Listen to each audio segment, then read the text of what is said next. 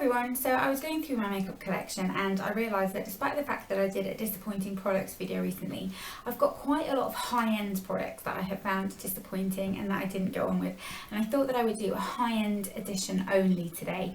And full disclaimer, obviously, this does not mean these are bad products. This does not mean it's a bad brand. It just means that products that for some reason or another didn't work for me, and that doesn't mean that they won't work for you. So I'm going to start with kind of tanning products because I've got quite a few here. The first two are by Fake Bake, and I've got the Beyond Bronze Airbrush Tanner and the Beyond Bronze Self Tanning Mousse. Now I've got a friend who works in a salon and she says that they use Fake Bake products all the time and that they're the best. I just really didn't get on with these. First of all, the colour they gave wasn't dark enough for me at all. Really light colour. The scent was kind of a little bit off, and the colour that they just gave really didn't do much for me. It was very faint, hardly detectable really, and I don't like that. I want something that kind of looks nice on the skin and kind of gives me a bit of a glow boost, and these just didn't do that. So that's those. I'm going to pop them down below. And then the next one is by Vita Liberate, and I feel really bad talking about this because I have tried it a couple of times, but I've never been able to bring myself to try it for the full kind of 2 weeks, which basically is the phenomenal 2 to 3 week tan, and they suggest that you use this kind of 3 consecutive days and then it will last for 2 weeks. Great in theory, but I've used this kind of once and it goes so patchy. Again, not particularly dark. It's not that I want to kind of be, you know, super dark, because my skin tone isn't really pale. I need something that's got a little bit more colour, and this just doesn't deliver, and it goes so patchy on your chest and arms. And on your chest it looks really horrible when it goes patchy because it just looks really obvious that it's fake tan, and it just kind of, I know this is the medium shade, I think they might do a dark shade, but it just faded really horribly, so I was never able to bring myself to kind of apply it a few times in a row because I just thought then it's just going to be patchy and fade horribly for ages. Let me know if you have tried this and if you do find that if applying it the correct way like they suggest works better and it's amazing, and you know, you get this great tan that lasts for 2 weeks, because I would be open to trying it. I've got another bottle of this as well that I got sent, but I just don't feel like it works very well. It's just patchy on me, and it, you know, the scent's okay, it's a mousse, it applies nicely, you've got a decent colour guide, but it just doesn't look nice on the skin once you've applied it. So that's that, and then everything else I've got in here is makeup. I'm going to start with, let's do Clinique, because I've got 2 things from them that I found quite disappointing. The first one is the Even Better foundation. Now I know a lot of people really like this. I do like it. It's a kind of medium coverage foundation. It's nothing spectacular. It's kind of, you know, decent coverage, decent finish.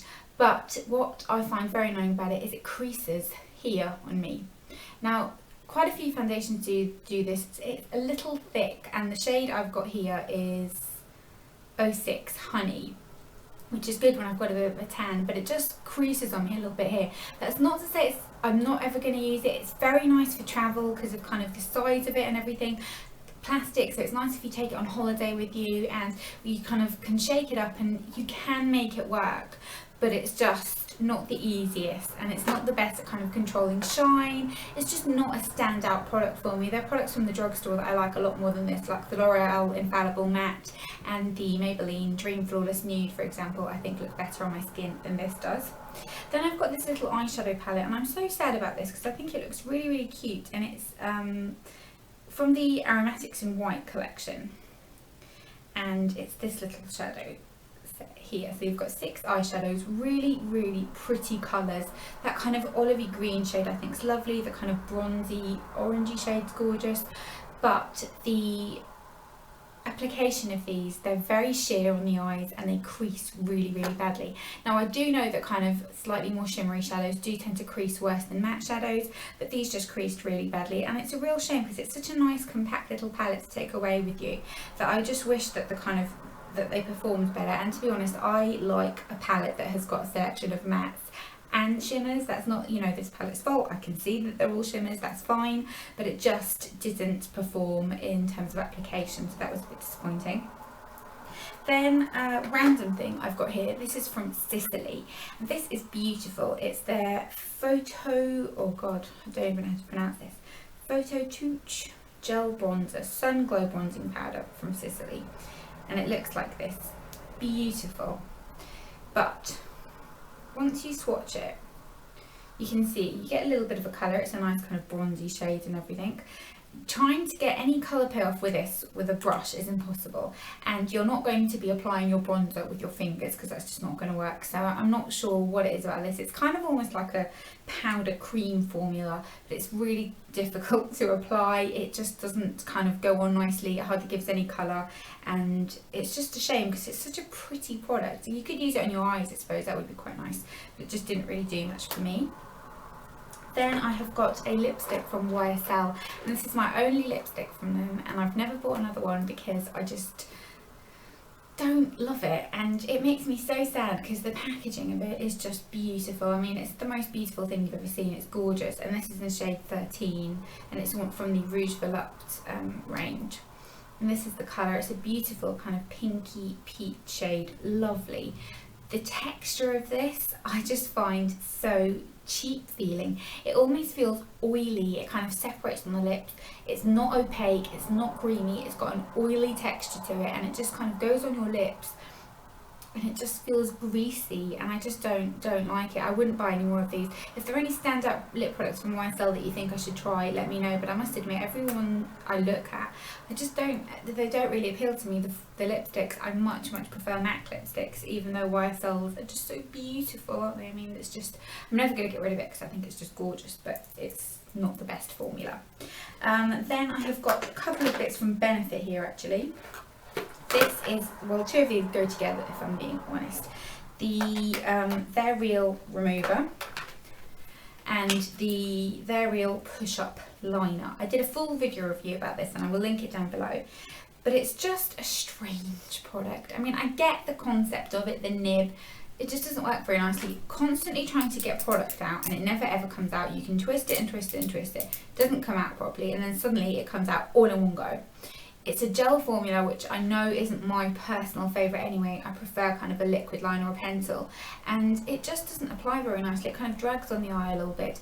The nib is nice to kind of create a little bit of a flick. It's quite easy, but it's just not a nice product to use. And I know that Benefit think this is great. It's kind of one of their best-selling products and everyone seems to love it but me, and I just don't get it. It's okay, but it's just not a revolutionary eyeliner product, and that's kind of how it's marketed as.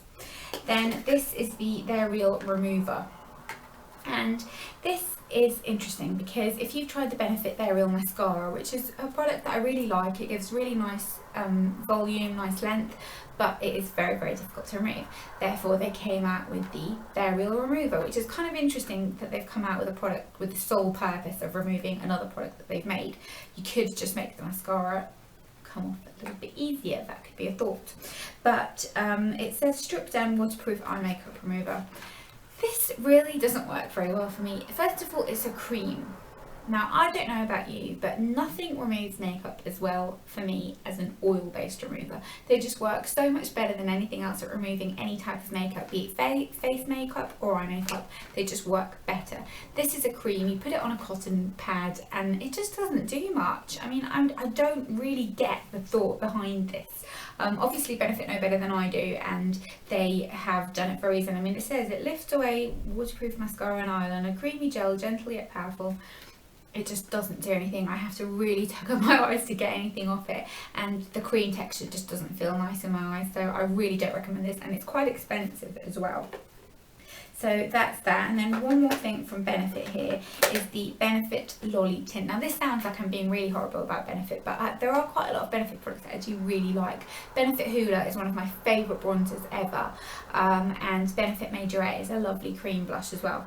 But this is Lolly Tint, which is basically a different version of their kind of cheek tint. So they have the Benna Tint, the Cha Cha Tint, all of those. And Lolly Tint is their kind of candy coloured one almost. It's got an almost kind of lilac-y, purpley tone to it. Now some of this might be to do with the colour, and it just doesn't really suit my kind of warmer complexion.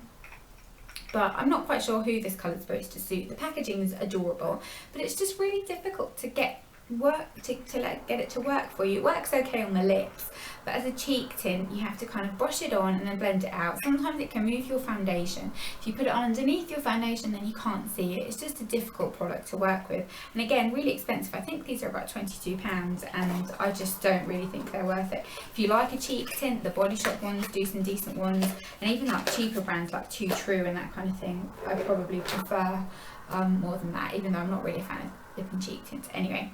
And then the last one is this one, and I know that Michaela mentioned this in her latest disappointing products video. If you haven't watched that, go and watch that. It was like 30 minutes long and it was amazing. But this is the Too Faced Better Than Sex mascara. Great name, lovely packaging. The colour is so unusual and it's so heavy and kind of metal and just feels substantial, but it's just a nothingness brush. It's like, you know, an old-fashioned mascara brush. It does an okay job. Not great for lower lashes, not great for volume, not great for length. Doesn't do anything for my lashes at all. Maybe a nice mascara if you've already got quite good eyelashes, then it might work for you, but just didn't do anything for me at all, if I'm being honest, and not one that would be worth a hefty price tag at all. So that's it. That's everything that I found disappointing that's slightly higher end, and I think it's really interesting because I definitely do think I like drugstore makeup a little bit better. There's just so many great drugstore buys out there, and I think maybe I'll do a video soon about kind of updated drugstore loves and that kind of thing, because there's so many great ones.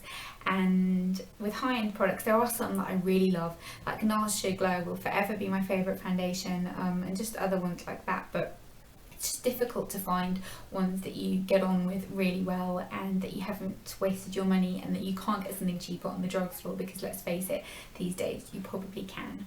But that's everything. I hope you enjoyed it. Let me know your thoughts on any of these products. If you've got ways of making these work for you, then definitely let me know. I'd be really interested, especially with tanning products and things, or even the Benefit liner. You know, let me know how you feel, and if you've got any recommendations for any YSL lip products that I just need to try. And I hope you enjoyed this video. Let me know what your disappointing high-end products are. I'd be really interested, and I'll see you next time. Bye.